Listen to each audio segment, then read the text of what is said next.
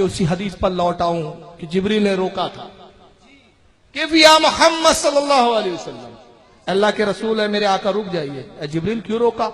कहा या रसूलल्लाह, ये मूसा की कब्र है, जियारत कर लीजिए मूसा की।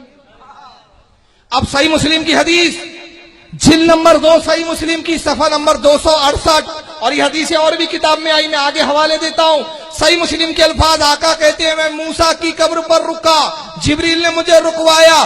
मररतु अला कब्र मूसा वहुवा कायम युसल्ली, मैंने मूसा को देखा कि मूसा कब्र में खड़े हैं और नमाज पढ़ रहे हैं। गोया आका ने बताया कि अंबिया कब्र में मरते नहीं, जिंदा है। और कैसे जिंदा? नमाज पढ़ रहे हैं। किन किन लोगों ने लिखा? मुस्लिम का हवाला दिया जा चुका, जिल नंबर 2 सफा 268, हदीस नंबर 2375, हदीस नंबर 2375। इमाम अहमद ने अपनी मुस्नद में इसको नकल किया, जिल 3 सफा 148। इमाम नसाई ने सुनन में इसको नकल किया, जिल 1 सफा 242। इमाम अब्दुल रज़्ज़ाक ने अल मुसन्नफ में, इमाम अब्दुल रज़्ज़ाक कौन है? इमाम बुखारी और इमाम मुस्लिम के उस्ताद है। इमाम बुखारी और इमाम मुस्लिम के दादा उस्ताद है, माफ कीजिएगा उस्ताद नहीं, दादा उस्ताद। इमाम अहमद इब्न हंबल के उस्ताद है। अल मुसन्नफ जिल 3 सफा 577 पर इमाम इब्न हिब्बान ने अपनी सही के अंदर जिल 1 सफा 139 पर इसको लिखा। अब इसमें एक जरा और नुकात तो देखें आप। मैंने अर्ज किया कि मूसा से तो अभी बैतुल मुकद्दस में मुलाकात होनी है ना, आका को कब्र पे रुकवाने की क्या जरूरत थी? अगर मूसा से मिलना ही था तो बैतुल मुकद्दस में नबी मिलने वाले हैं, मिल लेते। चौथे आसमान में 9 बार मुलाकात होंगी मूसा से, 5-5 नमाजें कम करवाने के लिए आका जाएंगे आएंगे। वहां इतनी सारी मुलाकातें, पूरी मेराज में अगर हुजूर ने सबसे ज्यादा मुलाकात की तो मूसा से, तो भी कब्र पे क्यों रुकवाया जिब्रील ने? रुकवाया जिब्रील ने, नबी ने रोका तो जिब्रील भी जान रहे थे, नबी भी देख रहे थे आने वाले जमाने में ऐसे मनूस आएंगे जो कब्र की जियारत को बुतों की जियारत से तजबीह देंगे, कब्र पे जाना हराम बताएंगे। तो जिब्रील ने रोक के कहा कि सुन लो, कब्र के रुकवाना, कब्र की जियारत करवाना मेरी सुन्नत है। और आका ने रुक कर बताया कब्र की जियारत करना मेरी सुन्नत। एक जियारत करवा रहा, एक कर रहा। अच्छा, नबी जा कहां रहे थे? मकसद क्या था? मूसा की कब्र मकसद था, अंबिया की नमाज पढ़ाना असल मकसद था? असल तो मकसद था मेराज। और मेराज असल क्या है? दीदारे खुदा, दीदारे इलाही असल मकसद है। मकसद मेराज है दीदारे खुदा। अब मैं एक मिसाल देता हूं आपको, जरा इस मिसाल की जिम्न में एक बात को समझते चले। मेरे लिए एक बहुत जरूरी काम है, यूं समझे उसको समझाने के लिए। मान ले हुजूर ताजुल शरिया मुझे फोन कर कहे कि फारूक रज़वी फौरन आ जाओ। अब हिंदुस्तान में ताजुल शरिया से बड़ा कोई आलिम है इस वक्त? नहीं। या शेखुल इस्लाम अल्लामा मदनी मियां, चले भाई अशरफी हजरात बुरा ना माने, मैं उनकी भी बड़ी इज्जत करता हूं शेखुल इस्लाम की, हमारे आलिम बुजुर्ग हमारे सरपरस्त है। हुजूर शेखुल इस्लाम फोन करे फारूक रज़वी काम है फौरन आओ। अब मैं बड़ी स्पीड से निकला, भाई शेखुल इस्लाम ने बुलाया है, ताजुल शरिया ने बुलाया है। रास्ते में मौलाना मिल गए, कहा फारूक साहब सुनिए एक बात। मैं कहा नहीं अभी बहुत जल्दी में हूं। आदत मिले, अरे नहीं भाई अब बाद में बात करेंगे। क्यों? बहुत अजीम हस्ती से मिलना है तो रास्ते में जितनी छोटी हस्तियां आती हैं उनको नजरअंदाज किया जाता है। ये फितरत है इंसान की। अब रसूलुल्लाह जा रहे हैं रब के दीदार के लिए, तो मूसा की जियारत करवाने की क्या जरूरत?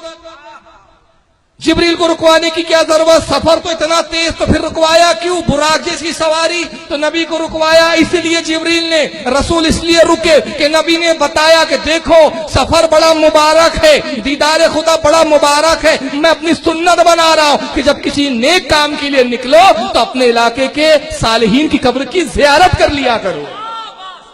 क्या पैगाम है? यही वजह है कि हम अहले सुन्नत ने वही दर्स लिया, जब हम किसी मकसद के लिए जाते हैं तो पहले अपने इलाके के वली की बारगाह में हाजिर होते हैं। हम हज के लिए भी जाते हैं तो पहले मदार पे जाते, कहते हुजूर आपकी दुआओं से हज नसीब किया है अल्लाह ने, हम आए हैं कि हमारा हज बखैर व आफियत मकबूल हो जाए, आसानी से सफर हो जाए। और इसलिए आला हज़रत ने कहा कि उनके तुफैल हज भी खुदा ने करा दिए, असले मुराद हाजिरी उस पाक दर की। लेकिन अभी आपने एक पहलू सुना कि कब्र की ज़ियारत हराम है। अब मैंने जवाब में भी इतनी एक असीम हदीस मुस्लिम और مسند احمد، نسائی، ابن حبان اور المصنف کے حوالے سے دی. یہ قبروں کی زیارت سے روکتے کیوں اور ہم زیارت کرتے کیوں ہیں؟ ہمارا عقیدہ صحابہ والا ہے، ان کا عقیدہ مشرکین والا ہے. میں صحابہ والا عقیدہ بتا دوں. حاکم المستدرک میں امام حاکم نے لکھا کہ ایک مرتبہ مروان جا رہا ہے. مروان نے دیکھا کہ ایک شخص روضے رسول پر ہے اور حضور کی قبر مبارک کو چوم رہا، بوسہ دے رہا. مروان نے کہا اے شخص یہ تو کیا کر رہا ہے؟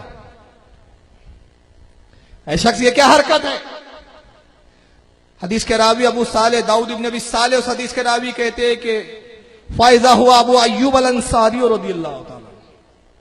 جب انہوں اس شخص نے سر اٹھایا تو دیکھا کہ وہ حضرت ابو ایوب انصاری صحابی رسول اللہ. انہوں نے کہا نام میں جانتا ہوں میں کیا کر رہا ہوں، مردود میں رسول کے روضے کو بوسہ دے رہا ہوں تو اس کو شرک بتا رہا ہے. یہ ان کا باپ تھا مروان، اس نے بھی شرک کہا تھا.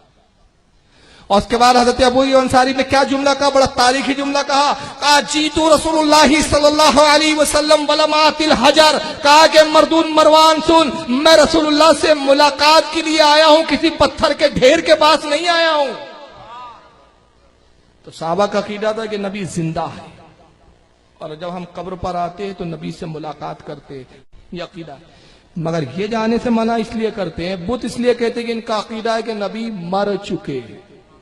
آج ایک نمونے کی ویڈیو بھی دکھائی گئی مجھے، یہاں پہ کوئی نمونہ آیا تھا، ریچھ جیسی داڑھی اس کی. کہا کہ اس کا جواب دو. میں نے کہا یہ چھلٹے جو مشہور ہونے کی کوشش کر رہے ہیں میں نام لیے بغیر رد کر دوں. میں اس کا ویڈیو نہیں دکھاتا. میں ان لوگوں کا رد کرتا ہوں جو انٹرنیشنل لیول پہ جانے جاتے ہیں، میں ان چھٹپئیوں کا نہیں کرتا. لیکن وہ کہتا ہے کہ انبیاء قبروں میں زندہ نہیں ہیں، مر جاتے ہیں. صرف اتنی دیر تک زندگی رہتی جب لوگ دفن کر کے جاتے ہیں تو مردہ سنتا ہے، بس اتنی دیر، اس کے بعد ختم. کس حدیث میں ہے؟ سب ان کے باپ نے لکھی ایسی حدیث ہے.